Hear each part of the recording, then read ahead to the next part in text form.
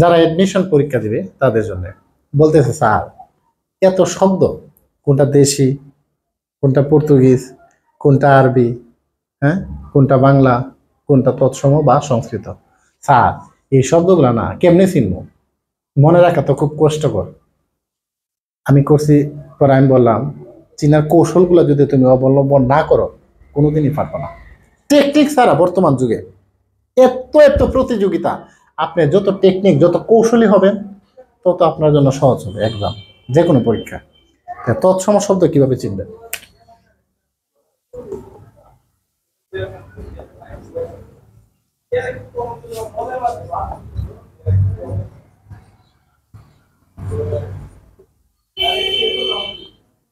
কি লিখছি? তৎসম বা সংস্কৃত শব্দ চেনার কৌশল, সহজ কৌশল। কি কি লিখছেন?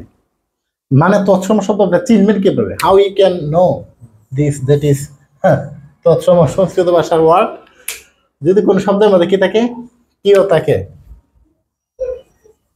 কিও মূর্ধন্যস্ব, কিও মূর্ধন্যস্ব, মূর্ধন্য ন, র, রেফ, রফলা। হিন্দু ধর্মাবলম্বী যত শব্দ আছে, দুর্গা পূজা, গণেশ, রামায়ণ, শ্রীকৃষ্ণ, কৃষ্ণ, মহাভারত, হিন্দু ধর্মাবলম্বী যা শব্দ আছে, এরপর কি কণ্ডত্ব, বিসর্গ। এই শব্দগুলা স্বাভাবিকভাবে যদি কোনো সিমটম দেখা যায়, এইরকম যদি কোনো এটা দ্বারা কোনো শব্দ, কোনো ওয়ার্ডের মধ্যে মূর্ধন্য অংশ আছে, কেউ আছে মূর্ধন্য ন আছে, তাহলে এটা কি হবে? তৎসম শব্দ। হিন্দু ধর্মের যে শব্দগুলা বললাম তৎসম শব্দ, অথবা বিসর্গ অথবা কণ্ডত্ব থাকলে কি হবে? খণ্ডত্ব থাকলে এটা কি হবে? তৎসম শব্দ, তৎসম। আমি যেটাকে ঋণ, তৎসম। হ্যাঁ, আমি যে ব্যঞ্জন, তৎসম। আরেকটা কথা, যুক্তবর্ণ, যুক্তবর্ণ, যুক্তবর্ণ, তাহলে কি হবে? এগুলা কি হবে? তৎসম শব্দ, তৎসম শব্দ। আমি লিখলাম মনুষ্য, তৎসম। হ্যাঁ, যুদ্ধ, দুঃখ, তৎসম। তার মানে কি বললাম?